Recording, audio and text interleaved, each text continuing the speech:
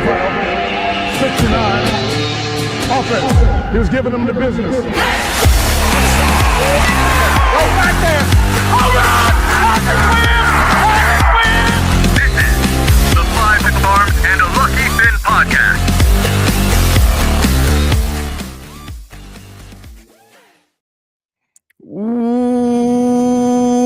Welcome to the Five Arms and a Lucky Fin podcast. I'm your host, Brendan McCormick, with my partner, David Soloway, a.k.a. Big Diesel, a.k.a. he is for the people are for him. Viral sensation. David, what a conference championship week we had in college football. Notre Dame fans are not happy at all. They did not make the college football playoff. They are out, and they will not be in a bowl game as well. Diving into that later. Sharon Moore news out in Michigan. That's hot as well right now. That is a lot to unpack and unfold, and we will do that later in the show. But most importantly, David, the hat I am wearing, the game of the freaking century for the Indiana Hoosiers, beating the Ohio State Buckeyes in the Big Ten Championship 13-10. The Ohio State kicker just shanks it to the left. What a sin that is. And Fielding is going to get scolded for that as he missed the field goal that could have tied it. David, what are your thoughts about this monstrous win? Yeah, I'll lead off with that field goal meant nothing. They kicked that field goal. We have 3 minutes to drive down the field and kick our own. We were going to do that. I have no doubt we were going to do that. We've done it all year. When we need a score at the end of the game, we go get a score. But yeah, this was a special game. I mean, it starts off with Fernando getting absolutely rocked by Indiana native Caden Curry on the first play. Looks like he might be out. I mean, he was down for a while. When a guy's down that long, they don't usually get back in after sitting one play. But what a night. I mean, after that, it was just a battle the whole time. There was never anything too successful either way. There were a couple big plays here and there. Charlie Becker obviously stepped up. And the ball to Surratt in the end zone to make it to give us the lead. That was to give us the 13-10 lead, right? A beautiful ball, beautiful catch. I mean, what a team. What a year. What an era. Yeah, I mean, Charlie B from Nashville. I've said it again. He has come up clutch in moments when we needed a big play. Because all the attention is Surratt. Everyone thinks, okay, we're going to Surratt. He's the best wide receiver. He's came up in decently big moments for us when we needed it, a.k.a. Oregon, when we needed that touchdown. We threw it up in a fade and caught it. Perfect example there. Charlie B from Nashville, Tennessee. David, I don't know if you saw that clip where he says OH and then FU.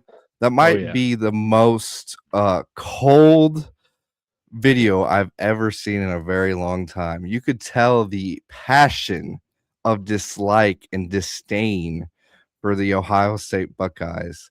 I really think when Will Howard took the cigarette and then just butted it out on national television, you're telling me that whole team that played last year didn't remember that? Didn't remember that at all. I know that was ingrained. And they did that after they ran out the score. It was 31-15 in that game, and they were in victory formation, and QB sneaked into the end zone from like the 3-yard line, which is Bush League. But you're right. I'm sure that was some added motivation. Also, we hadn't beat them since 1988. We'd come close a couple times, but we had not beat them for almost 40 years. That's longer than we've been alive, David. Yeah, it is. And not to mention the Big Ten title drought. We shared it in 1967, but our last outright Big Ten championship was 1945. It took a world war for us to win an outright Big Ten championship. You know, every time, David, that someone says well, Indiana's going to get clapped in the playoff. Indiana's going to do this. People don't realize that Indiana fans are okay with 7 and 9 win seasons. This Are is people like still saying that about this team? not this team, but I mean, like, if I get like, what you're saying, though, because, yes, this is by far the greatest turnaround in the history of sports. It's not even close, I don't think. not. It's Like, not at we all. obviously had some momentum with the Kevin Wilson era. We made back-to-back bowls. Yes. We did have 2019, a lot of 2019 erasure out there, by the way. People are forgetting the 2019 team that went 8-4.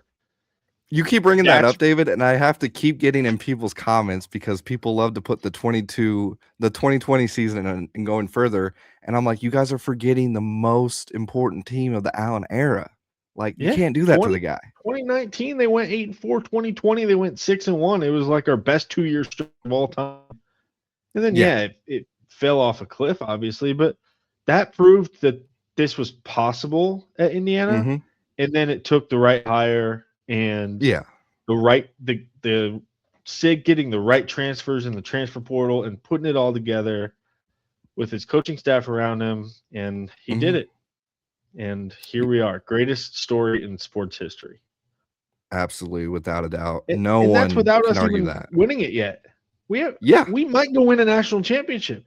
If that happens, this might be the greatest story of all time. Like, it needs more traction in like other media. This needs to be the biggest story outside of sports. If that happens. I agree. Without a doubt, the only bigger story that I can think of that has happened was basically Texas Western years ago winning the national championship against Kentucky. And that was ages ago. Yeah, I mean, that was in the 60s, right? Yeah, but this is the only story in sports that I can compare it to in the turnaround. Maybe you could compare I do love that movie. It is a great movie if you guys haven't seen it, listeners and viewers. Great movie, Glory Road. Anyways, the only thing you could maybe else compare it to is maybe the Oakland A's with Moneyball when they started bringing statistics into baseball a little bit. But even then, they didn't go as far. They weren't historically bad. They weren't historically bad. They were a small market team, but they had Ricky Henderson back in the day, Catfish Hunter, Dennis Eckersley, Dave Stewart. I'll push back on that one. The Texas Western one, though, I like that. I like that a lot. I mean, that's the only thing that I can really like compare it to in like historic turnarounds that have happened. Right. Like, we were so bad. There's a clip that is always played of when Tom Allen's singing the school song and all the other players are singing it, and everyone just looks soulless, like they don't have any passion. Yep. And we had just beat Akron, I believe, in overtime and won by 3. I think it's that game when we were at home. It was, yeah. And people don't realize that's how bad Indiana football was. It was in a terrible place. And then Sig comes along, like we talked about. And I text you, I said, who is this guy? We don't know. He came from JMU, was a winner there. And then you know what sold me? It was the press conference at the basketball game, and everyone knows what he said. He says, Purdue sucks. Ohio State sucks, but so does Michigan. And I was sold from there on out because that's the attitude we needed to bring in to the program. Those are 3 teams we absolutely hate. There's no doubt about it as an Indiana Hoosier fan. Those are 3 programs we absolutely hate. And then he goes in a separate press conference and says, I win. Google me. And right then and there, I was like, it's done. He's got to win now. Even then, though, when a coach comes in and says, I win, Google me, and he says Purdue sucks, the other 2, all right, maybe hold your horses a little bit. Purdue does suck. The other 2, I mean, a lot of success over there. But a lot of success. Even when he says that, you're thinking, all right, you know what? This guy might win 7 games. This guy might win 7 games, and that'd be fantastic. Instead, he went 11-1 and then got crushed by Notre Dame. And now we're 13-0 in his second season. Just what a ride, man. And not only that, in the portal, David, he was able to go get a playmaker in Fernando Mendoza, who is going to win the Heisman. Yeah, I mean, not even just him. I mean, he might be the best story in the national media of our transfers. And of course, he's going to win the Heisman. He won Big Ten Player of the Year. He won the AP Player of the Year. Yeah. We got guys at every position in the portal who have made a big difference for this team. Elijah Hardy had the game of his life on Saturday night, including him sticking on his man and tipping the ball away in the end zone right before they missed that field goal. Yep. I mean, we got guys like, Surratt. We got guys like Roman Hemby and Kalen Black in the backfield. Yep. And then, of course, Stephen Daly, who now has probably torn his ACL. We had guys like that. He came from an 0-12 Kent State team. That's what this coaching staff does, is they find these diamonds in the rough who are going to fit their scheme and fit this team's personality, and they plug them in and they play them. He led the nation in TFLs this year, coming from 0-12 Kent State. Wasn't he the second string? And he was the second string until about probably halfway through the season. All these Tech fans were coming up to me saying, "Oh, Daly's hurt. Daly's hurt." And I'm like, "Do you guys realize that was our second string?" And they all just stared at me. They said, "There's no way." I said, "Actually, yes, there is a way. Yeah. And y'all should be scared of whoever we decide to move there, and don't get too excited." Yeah, I mean, we'll see who we move there. Yeah. But you got to have trust in this coaching staff, because if they can find a guy from 0-12 Kent State and be able to plug him in and have him lead the nation in TFLs, I have all the faith in the world that they can find another guy, and it's probably going to be taking someone like maybe Kamara or Ndukwe and flipping him to the other side and getting him more reps on the other side. But I have all the faith in the world that they're going to be able to do that. And hopefully Omar Cooper is healthy by the time stuff rolls around too. I mean, Haynes just won Assistant Coach of the Year. Yeah, I mean, our defense, people wanted to discount them all year, and part of that was, there was some bad turnovers by Mendoza that led to points that made the other team's points look inflated. I mean, take the Oregon game, for example. We won 30-20, but there was a pick six. Yeah. Penn State, he throws a pick, and they're at like the 8-yard line after it. This defense has been elite all year, and people didn't want to admit it, but you look at Ohio State, they hadn't played a defense like us. Hate to say it, they hadn't, because we might be the best defense in the country. Arguably, I would put Tech up there. Yeah, I'd put Tech up there. I'd put Oklahoma up there, and I'd still put Ohio State up there. Yeah. I don't know about Oklahoma. I'm going to push back a little bit on that. I'm going to push back a little bit on that. I can't give you a reason, statistics. They went 10-2 without an offense. Mateer didn't have an offense? John Mateer, after his thumb surgery, go look up his stats. Not good. Garbage? He's bad. He might be the worst quarterback in this playoff. Wow. I mean, that's not saying much, because there's a lot of pretty decent to good quarterbacks in the playoffs. Yeah, I was about to say that, but I mean, that's not he a might be worse than JMU's guy. Man. I'm telling you, go pull up his game log. He has not been good. He can still run, but he can't throw. I'll pull it up in a little bit. I do want to talk a little bit about the stats and things like that for the Indiana-Ohio State game. Mendoza threw 15 of 23, 222 yards, 1 touchdown, 1 interception, QBR 90.2. Hemby and Black. Yeah. Hemby and Black did their thing. Black had 16 carries, 69 yards, and 4.3 average per rush. Hemby had also 13 carries and 52 yards. I mean, our rush game total combined, if you take away Mendoza's sack, which I will, was 121 yards on the ground. I really felt like our run game was able to take some pressure off Mendoza when we weren't into incredible third and longs at times. That's the thing with this Indiana team, David, is when we get into third and long situations, we just don't do that well on third down. I've noticed if we're in 3rd and 6 and less, it's like lights out, and we open up our playbook and go to different plays. But if it's a 3rd and long, it entraps us. And so I really feel like we were able to move the ball on the ground. But Charlie Becker, what a day. 6 receptions, 126 yards. Obviously had that long 51-yarder. What a day. No one even comes close to receiving NIU stats in this game. No one comes close. Surratt's behind him at 37 yards. That's like not even like close to Charlie B's stats. No, and What a a big day. story of this game, and if we look ahead to a possible rematch and how we're going to look in the playoff, Right. is Omar Cooper does get hurt on that 3rd play of Correct. the game, does not return. He's arguably our best receiver. If you just look at the stats, obviously Surratt missed a couple games, but Omar's been unbelievable. And then they were rotating in and out the receivers a lot. I texted you about this a couple times. There were a few 3rd downs where we put in our 3rd string or our 2nd string wideouts, which is LeBron Bond, Davion Chandler, and Jonathan Brady. Yep, Brady. And like they just weren't getting any separation. So a lot of our 3rd down struggles, I think, came off of that in this game.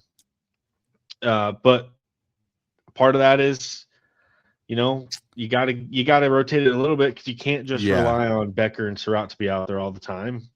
And I think EJ Williams, this was his first game back after missing 2 or 3 games. Yeah. So he's probably still not fully up to game speed either coming into this one. So getting him and Omar Cooper back in the playoff only bolsters this wide receiving. Yeah. I am slightly worried replacing Daly just because how big he was for TFLs, obviously, the most in NCAA. So it's going to be hard to replace him. But even if we get at like someone at 70% that can do that, like that's still huge. But take this game for example. We had 9 TFLs. And he had 1 of them. It was a sack. Oh. It was that sack that they called dead when Sayin definitely spun out of it. Whatever. Yeah, I didn't like that call either. And I mean, taking him out and allowing the offensive line, whoever we play, to focus on the other guys and not have to put as much focus on him, obviously hurts the whole group. But we have so many different guys, and our linebacking core is so great that I'm not too worried about replacing him. The biggest takeaway I take from this game, David, if you take away the stupid interception by Mendoza right there, right? We took care of the ball. And I told you that's how you beat Ohio State. You can't turn it over the ball and give them extra possessions. You just can't do that. And so that's my biggest takeaway. Like, if we just play the type of brand of football that the Hoosiers know how to play, they're going to be dangerous come the playoff. They're going to be absolutely dangerous. I'm with you. If our defense plays like that, I don't see how we can be beat. Because I agree. That Mendoza interception is what led to their 1 touchdown. Correct. If that interception doesn't happen, we might not score. We might not have to score 13, but they only score 3 points. Yeah. That doesn't happen because that set them up pretty nicely. They go right down and they score. But people always say defense wins championships. Yeah. And our defense is capable of winning a championship. And the great part is, on the other side, we have the Heisman Trophy winner. So I feel pretty good headed into the playoff. I feel pretty good too. I do want to touch base a little bit on this. Jeremiah Smith had a pretty big day, 8 receptions, 144 yards, and a long at 52. I believe that was probably the Hail Mary of that long reception towards the end. Like I said, if you take that away, we're going to take that away, right? It's still part of the game technically, but technically it's really kind of not, in my opinion. No, I would take it away. He still had 7 catches for 92 yards? But that's not like – we've seen him go off for a lot more than that. No, I agree with you. We held him in check. Yeah. We played a lot of soft zone on that side to not let him get behind Pons. Which I liked. Did a great job, except for the one play. His second longest catch was probably 30, 40 yards. So if you take that one away too, otherwise it was mostly like 7 to 10 yard catches, which I think you'll take that all day with him. Well, Pons too was giving up 8 inches, 7 inches on Smith. Like Yeah, he's a little only guy. 5'8", 5'7", like a buck Oh, 78. he's I want to listed say. 5'10". Okay, He's not 5'10". 5'10". Yeah, he's not 5'10". There's no way. Yeah. But no, what a huge day for the Hoosiers, and it is a day that fans will remember forever. There's just no doubt about it.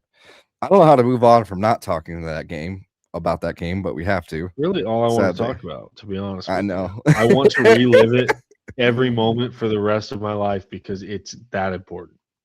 It's a big day, you know. I put obviously my son being born, but Hoosiers winning Big Ten championship football. I put that up there. All right. You don't put that up there? I think it's number one. Oh man. I love my Wow. wife. I love my kids. I know you do, but you love Indiana football. I live and breathe Indiana football, and I have ever since I worked for the football team 10 years ago. And they are my number one team. I love the Phillies. I love Indiana basketball. Indiana football is number one, and it's not close.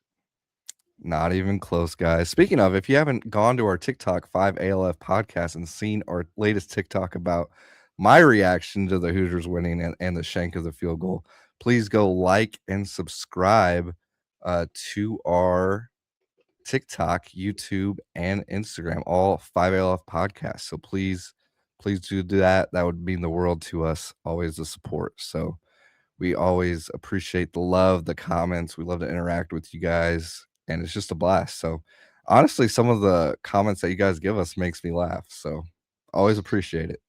Love a good laugh.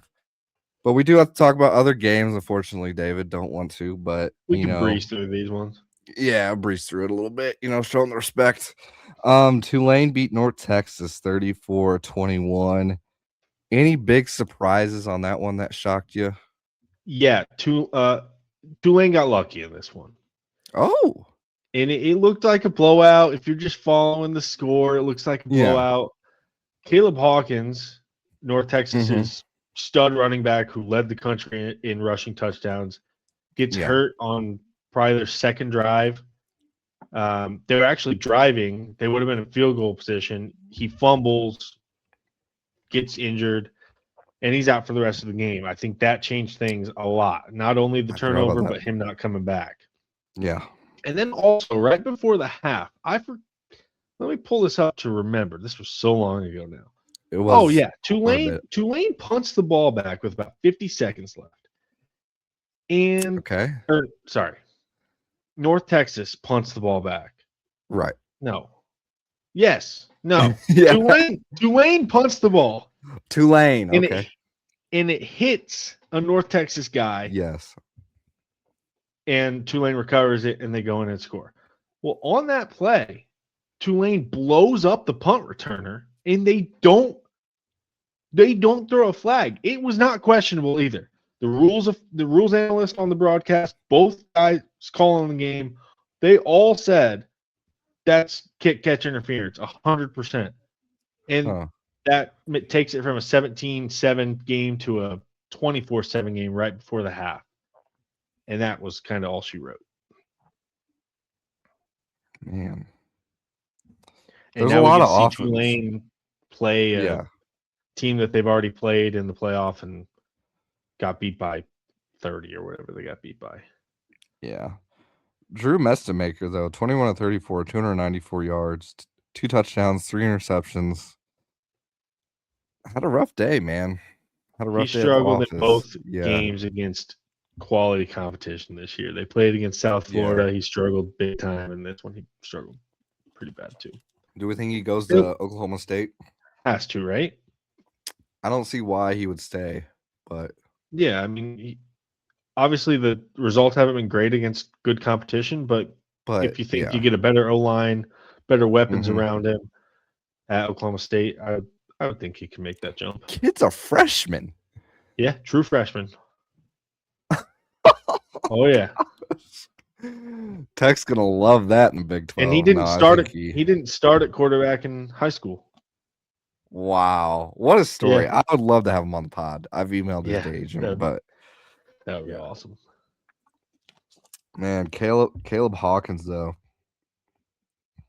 he's a freshman too. Also a true freshman.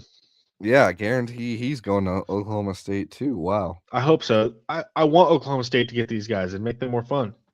Yeah, especially in the Big 12 where they need some help. I mean, yes, you have three solid teams. We've talked about it. My TikTok has gone a little bit viral for us in that sense of my take on that, but we'll not dive any further into that right now. But yes, Tulane pulls it out with the W. Had a little bit of luck, it seems, in that, in my opinion, with some special teams errors. Sounds like so. Good for Tulane. Good W. Now they get to go to the college football playoff and face some top quality. Yeah. The playoff committee not having any feel and giving us 2 rematches in the first round is such bullshit. Yeah. I don't want to see Tulane Ole Miss again. I don't either. I really don't. I also don't want to see Alabama Oklahoma again. They already played. I don't either. I'm with you. Next What game. are your thoughts before we go to the next game about Notre Dame out? BYU out, first of all. And I said BYU for a reason. I think you know why. But is your reason for BYU that they dropped out, but Alabama got to stay in even though they got blown out too? Correct. Yeah. The entire process needs to change. I don't care that we have a committee electing whatever schools make it. We have that in basketball. We have that in every college sport.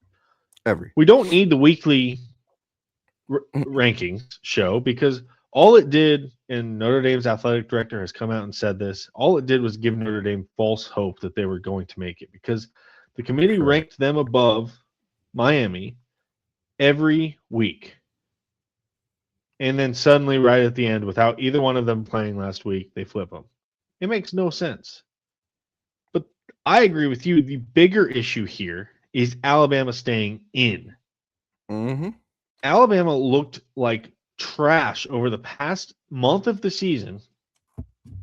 They barely squeak out a win against Auburn. The committee moves them up a spot and says they looked really good in the first half.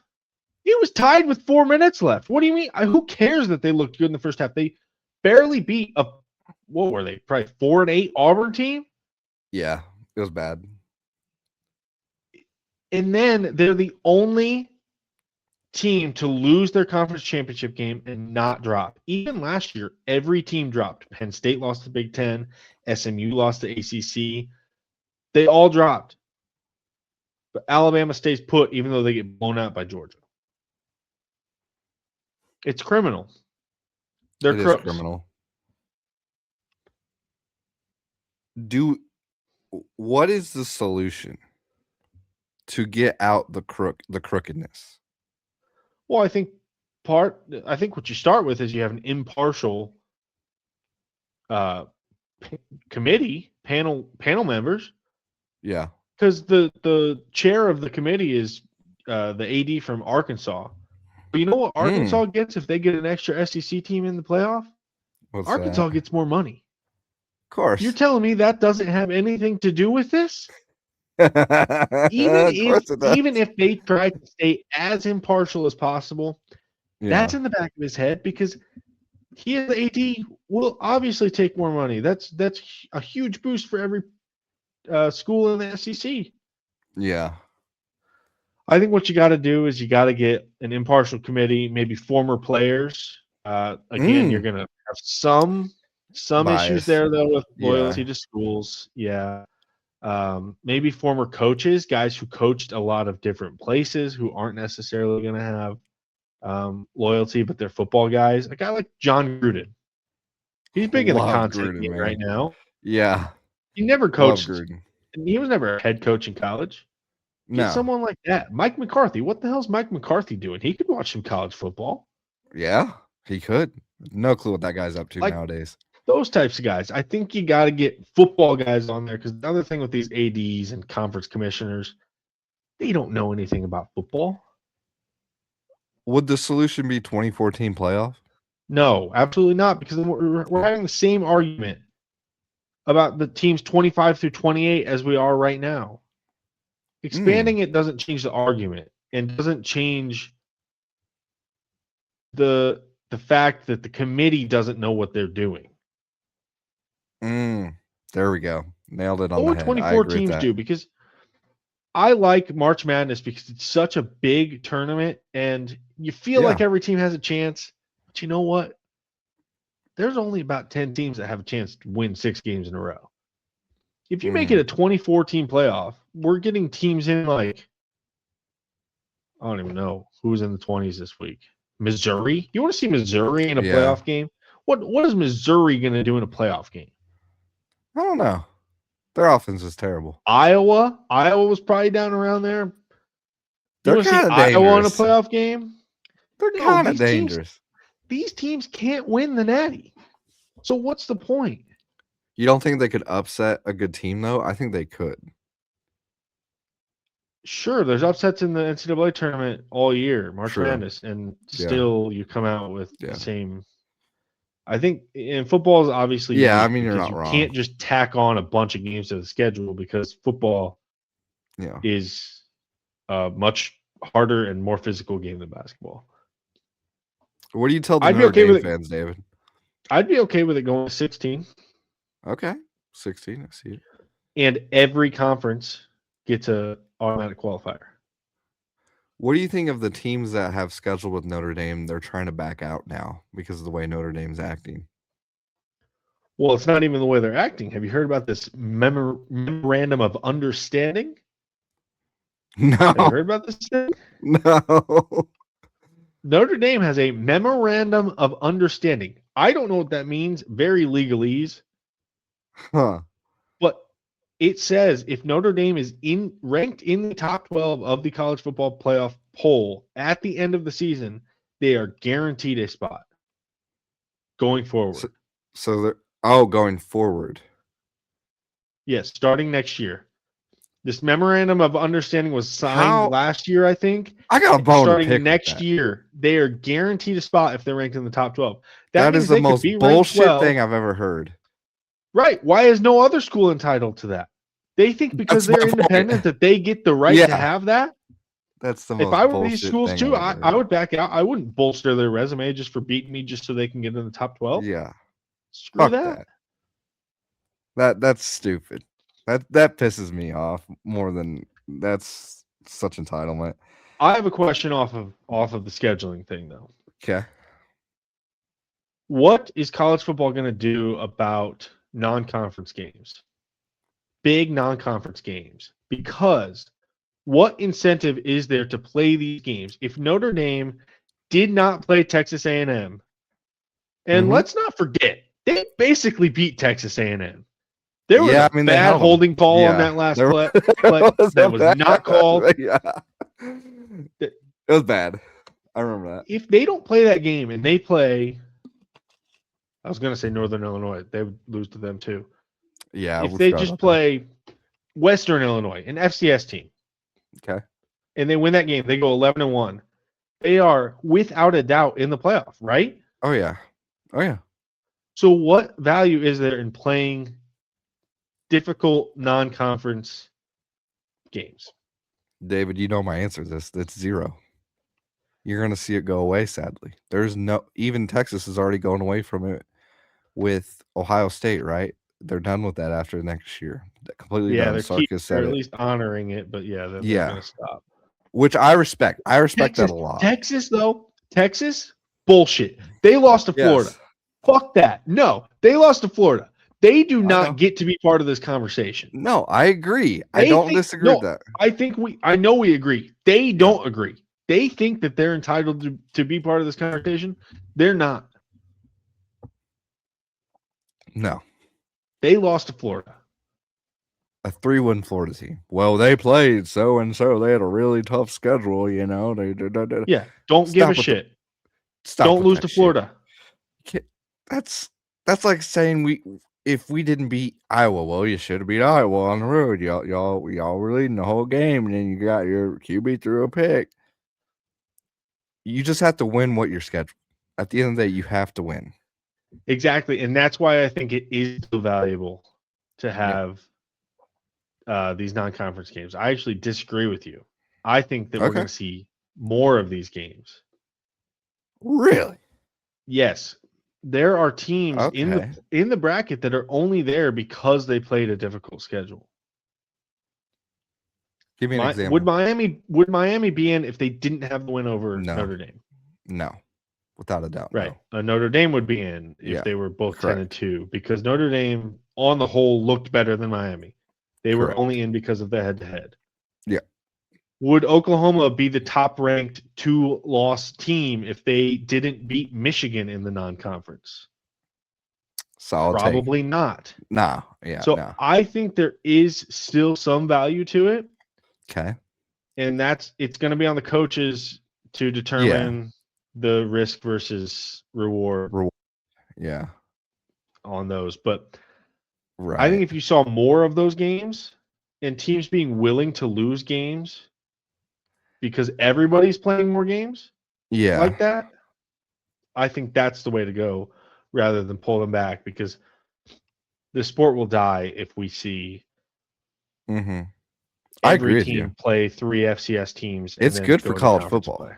It is. You have to have the big games. You have to have the Clemson LSU week one. Yes. Those teams ended up sucking, but it's a huge boost for week one. Agreed. It is wild how both of those teams ended up sucking, and that was a pretty good game. Now we know why, but great game between 2 mediocre teams. Yeah, very true. Great talk on that. I was wondering where you were at with that. Let's run down to the Sun Belt Championship. Troy played James Madison. James Madison won 31-14. James Madison was only up 3 at halftime, David, and then James Madison pulled away late in the fourth. Any key takeaways you would take away from this game? Yeah, JMU really struggled. Their offense wasn't moving the ball very well. Quarterback only had 93 yards passing. They were great on the ground. They had 318 yards on the ground. So yeah, that's great. But are they going to be able to do that against Oregon? Probably not. You're going to have to be able to air it out a little bit. Yeah. I mean, this is a whole different discussion that we can get into probably in the off season about them even being in rather than just allowing a team like Notre Dame in. Because James Madison, as much as I would love for them to pull the upset, they're going to get absolutely smacked by Oregon. Yeah, it's going to be bad. I think the spread last time I looked was 20.5 on DraftKings, but I believe that probably kind of has sucks for the fluctuated. playoff. Yeah. When you go in with that, that already expected outcome. James Madison, though, they do have a D end named Sahir West. I want this guy in the portal. I'm not trying to call him out of his James Madison roots here, but I want this guy in the portal. In this game, 3 sacks, 5.5 tackles for loss. He was a game wrecker. Man. I'm sure Sig is already knows about him. I think Sig actually I think they recruited him to James Madison. Yeah. He is a freshman. I think he might be a redshirt freshman. I think I looked at the timeline. I think it lined up. When you're that good of a coach and your former team is in the playoff with your current team, speaks volumes to me what you did at the other place. That's all I'm going to say and touch on that. We can get in a huge argument over that, but SEC championship, Georgia obviously played Alabama, David. Georgia won, dominated 28-7 pretty handedly. Alabama struggled, David. Alabama struggled, especially rushing the ball. -3 yards total rushing. I mean, obviously they have to accumulate the rushing yards with Ty Simpson's sacks. So Ty Simpson had -28 yards, but even if you take away the negative 28 yards, that's still you're still a little bit in the negatives there. So yeah, I mean, all told, they had if you take that away, 21, 26 basically rushing negatives. yards. Yeah, like you can't win with that. And Ty Simpson looked awful. Terrible. I know part of it is we've talked about Georgia in the past couple months has started looking really, really Their solid. D. Yeah, their Yeah, defense. their D's coming around. Gunnar Stockton looked really good. He only had 156 yards, but he went 20 for 26 with 3 touchdowns. He also Mhm. ran the ball decently well. They had a lot of design runs for him, which I thought was interesting when you're guaranteed a spot in the playoff that you're putting the ball in your quarterback's hands with a chance of injury. But Yeah. I mean, it ended up working out. They won easily. It was an absolute blowout. The game was never close. Alabama never had a No. chance. What's your prediction of Georgia in the playoff?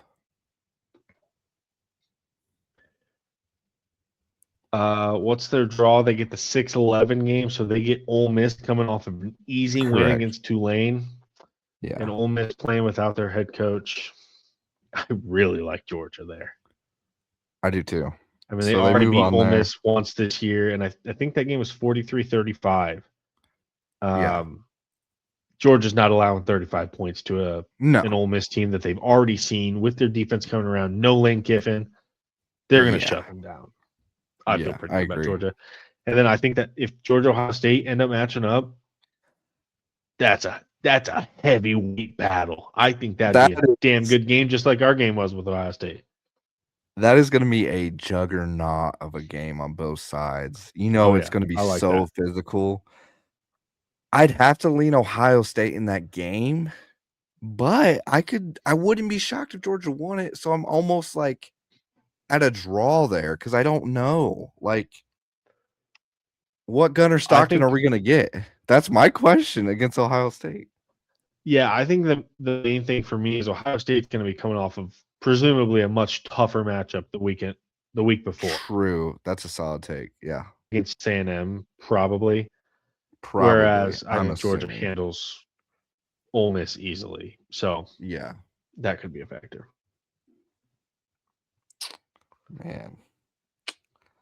Man, college football playoff will be fun. Texas Tech with their first ever Big 12 championship beats BYU 34-7 in Jerry's World. Yes, it is their first outright Big 12 Wow. championship. That's awesome. I Yeah. did not know that. They did not win it in 08 with the catch against Texas. Both They and did Tech not that win it day? there. Wow. What's that? Both us and Tech won our first. Yeah. I mean, I guess we had one prior, but really our first ever. That's crazy. Yeah, it's pretty wild. I mean, in the beginning, I was a little worried about Tech. Obviously, BYU goes on that early run, but I mean, early run in the game, they had that drive with 14 plays and 90 yards just walking down the field, and I was kind of nervous. But then Yeah, they Tech's looked good. Tech's defense just came alive, sacking quarterback left and right. I believe the quarterback got injured as well for BYU for part of that. Yeah, Tech's defense just dominated.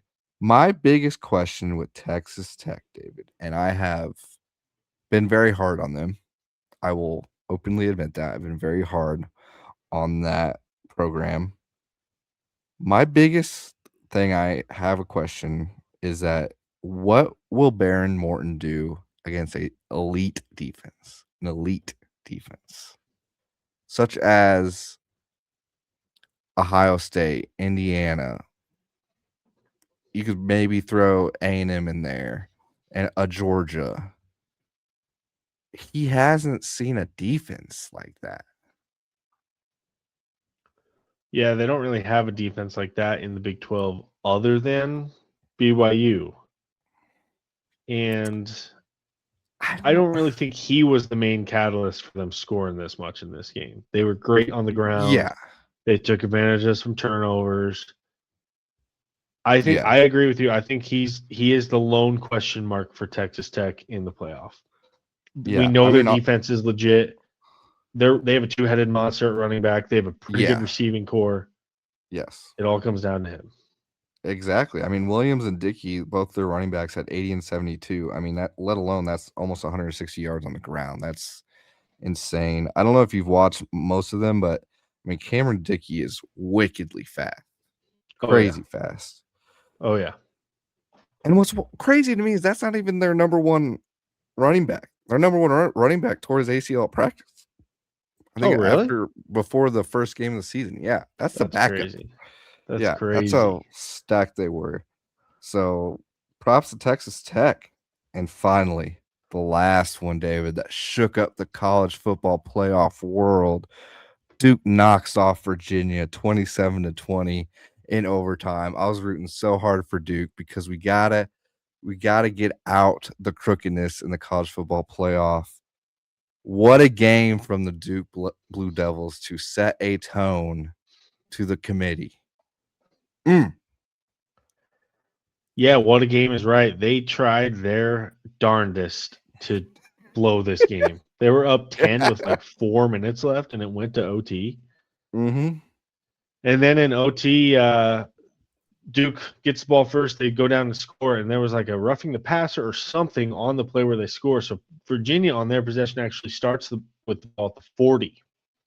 And I think that was key because they tried a trick play on the first play of overtime from the 40, intercepted, ball game. And Duke helps out the Dukes of James Madison, who make it into the playoff because of this result. Got to get out the crookedness. Got to take it out of the veins. Got to find a new solution. I think this actually added to the crookedness, unfortunately. I think Miami would have been out had this ended this way because Virginia would have been in if Virginia won, and I think they would have been like, "Oh, we got our ACC team, we're good."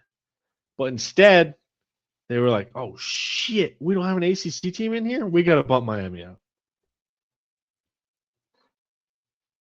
Do you think Notre Dame makes it if Virginia wins? Are they out? Like already out? I think Notre Dame probably makes it. Yeah, I do too. And you know what? It because made me they so probably happy. keep Miami and Notre Dame split in the rankings so that they don't have to say head-to-head matters. It made me so happy in my soul that Notre Dame fans are sitting on their couch watching the playoffs and their team isn't in it. Because last year, they pissed me off as an Indiana Hoosier fan. They pissed me off. And they can endure all the pain sitting on their couch watching us win games. And I'm excited for it. So I don't disagree with you. Their quarterback from last year is now your Indianapolis Colts starting quarterback, unless he's surpassed by 44-year-old Phillip Rivers. So, I'm not a fan of the Phillip Rivers signing. Do you know what my first thought was? My first thought was, what are we doing? And then second of all, I said we should have just let Leonard do his thing and get the experience because I don't think it could get any worse. He's not an NFL quarterback. There's a billion other guys out there that are better. He's a backup. Third string. He's a backup. He's a solid backup. He's their third string. He's like a Taysom Hill, put him in the. No, he's so much smaller than Taysom Hill. He could lift. I see the potential. Get big, put some weight on. No. Man. Really I love the that down. Thing. I still don't know how to feel about it. I still don't know how to feel about it at all. Give him a shot. Well, if you guys like this, please go to our YouTube, like, comment, and subscribe. Would mean the world to us. And go to our TikTok and Instagram, 5LF Podcast, and follow us. Comment on our latest posts. And be sure to check out our latest interview that's going to drop Monday with Mo Creek, former Indiana and George Washington guard. It will be really good. And he shares a little bit about recruiting and why he never actually wanted to leave Indiana. So tune in for that. Love you guys. We'll see you in the next one. Peace. The 5R